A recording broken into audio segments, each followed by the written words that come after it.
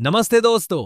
क्या आप भी उन लोगों में से हैं जिनका शरीर तो बिस्तर पर होता है लेकिन मन हजारों मील दूर चिंताओं के समंदर में गोते खा रहा होता है।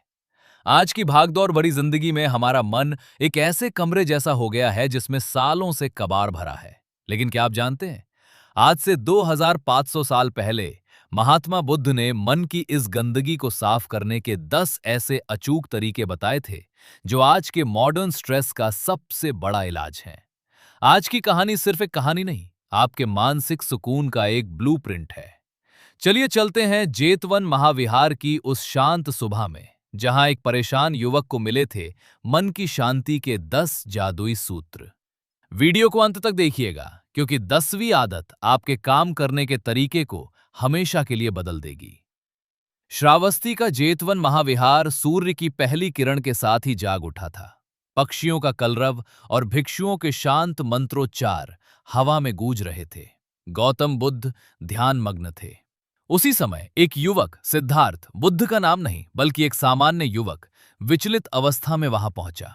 वो एक समृद्ध व्यापारी का बेटा था, लेकिन उसका मन विचारों के तूफान से घिरा रहता था। उसे लगा कि उसकी सफलता ने उसे केवल अशांति दी है। वो बुद्ध के शांत चेहरे को देखकर उनकी ओर खिंचा चला आया था।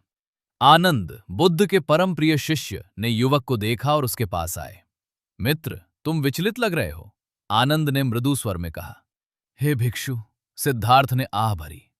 मैं बाहर से सफल हूं, लेकिन अंदर से टूटा हुआ हूं। मेरा मन एक गंदे उथले तालाब जैसा है, जिसमें हर समय कीचड़ उछलता रहता है। मुझे शांति चाहिए। मुझे सिखाओ कि मैं अपने मन को कैसे स्वच्छ करूं। आनंद मुस्कुराए। गौतम बुद्ध कहते हैं कि मन को स्वच्छ करना एक दिन का काम नहीं है, बल्कि ये एक जीवन शैली है। विशेष रूप से सुबह के समय किए गए कार्य हमारे पूरे दिन को प्रभावित करते हैं। मैं तुम्हें भगवान बुद्ध के ज्ञान से प्रेरित 10 ऐसी आदतें बताऊंगा जो तुम्हारे मन को पवित्र और शांत बना देंगी। सिद्धार्थ उत्सुकता से सुनने लगा। आनंद ने कहना शुरू किया। पहला सूत्र, जागते ही मौन का स्वागत, द गोल्डन साइलेंस। जैसे ही तुम्हारी आंखें खुलें, सबसे पहले कुछ न कहें। बिस्तर पर ही 1 मिनट के लिए मौन रहें। उस क्षण में कोई विचार न लाएं। बस ये महसूस करें कि आप जीवित हैं। मौन हमारे मन की पहली सफाई है, जो रात भर की मानसिक हलचल को शांत करती है। दूसरा सूत्र, जागरूकता का पहला घूंट, माइंडफुल ड्रिंकिंग। उठने के बाद थोड़ा जल पिएं, लेकिन इसे जल्दबाजी में ना पिएं। प्रत्येक घूंट को महसूस करें। पानी के तापमान, उसके स्वाद और गले से नीचे उतरते समय की संवेदना पर ध्यान दें। ये सती, जागरूकता का अभ्यास है, जो तुम्हारे मन को वर्तमान क्षण में लाता है। तीसरा सूत्र, सजगता के साथ शरीर का संचालन, माइंडफुल मूवमेंट। अपने शरीर को बिस्तर से उठाएं, लेकिन यांत्रिक रूप से नहीं। हर गतिविधि को महसूस करें, पैर जमीन पर रखने से लेकर खड़े होने तक। जब तुम नहाओ तो पानी की हर बूंद को महसूस करो।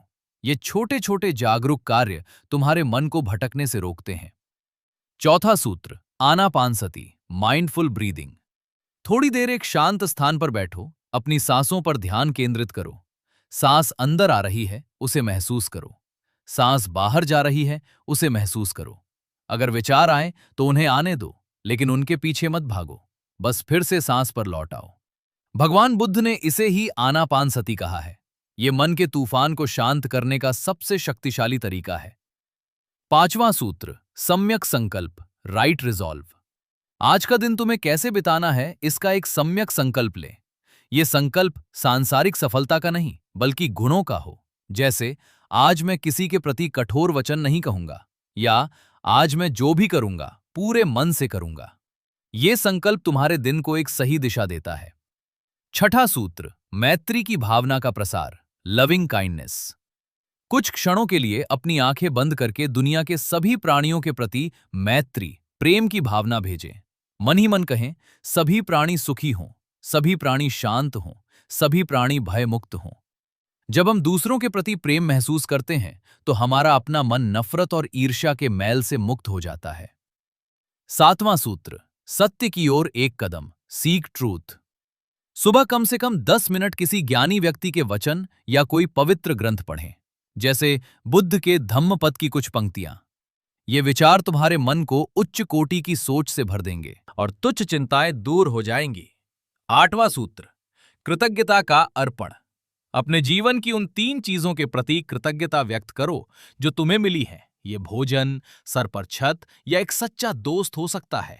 कृतज्ञता हमारे मन से कमी की भावना को हटाकर पूर्णता का भाव लाती है। 9वां सूत्र, अपरिग्रह का अभ्यास। जैसे ही तुम अपने काम की शुरुआत करो, विचारों को एक बादल की तरह देखो। वे आते हैं और चले जाते हैं। उनके साथ ना चिपकें, ना ही उनसे लड़ें। ये समझना कि मैं ये विचार नहीं हूं, तुम्हें मानसिक तनाव से मुक्त रखेगा। 10वां सूत्र, सम्यक कर्म में लीन होना। अंत में जब तुम अपने दैनिक कार्यों में लगो तो उसे एक प्रसाद की तरह करो। उस कार्य में पूरी तरह से लीन हो जाओ। जब तुम लिख रहे हो तो केवल लिखो, जब तुम बात कर रहे हो तो केवल बात करो। ये सम्यक कर्म ही तुम्हारे मन की सबसे बड़ी शुद्धि है, क्योंकि ये तुम्हें चिंता और पश्चाताप से दूर रखता है। सिद्धार्थ शांत हो गया था।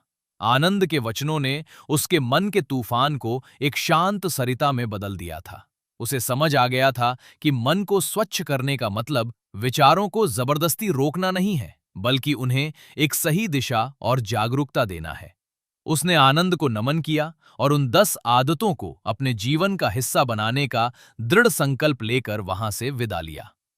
सूरज अब पूरी तरह से ऊपर आ गया था और जेतवन महाविहार की शांति सिद्धार्थ के मन में बस गई थी। तो दोस्तों, ये थे वो 10 सूत्र जो एक अशांत मन को भी बुद्ध जैसी शांति दे सकते हैं। याद रखिएगा, मन को साफ करना किसी एक दिन का चमत्कार नहीं, बल्कि हर सुबह की एक छोटी सी कोशिश है। इन 10 आदतों में से कौन सी एक आदत आप कल सुबह से अपने जीवन में उतारने वाले हैं? मुझे कमेंट सेक्शन में जरूर बताइएगा। अगर आपको ये कहानी प्रेरणादायक लगी हो, तो इसे अपने उन दोस्तों के साथ शेयर करें जो अक्सर तनाव में रहते हैं। ऐसी ही और रहस्यमयी और ज्ञानवर्धक कहानियों के लिए हमारे चैनल हिंदी मॉन्क स्टोरीज को सब्सक्राइब करके बेल आइकन दबाना ना भूलें।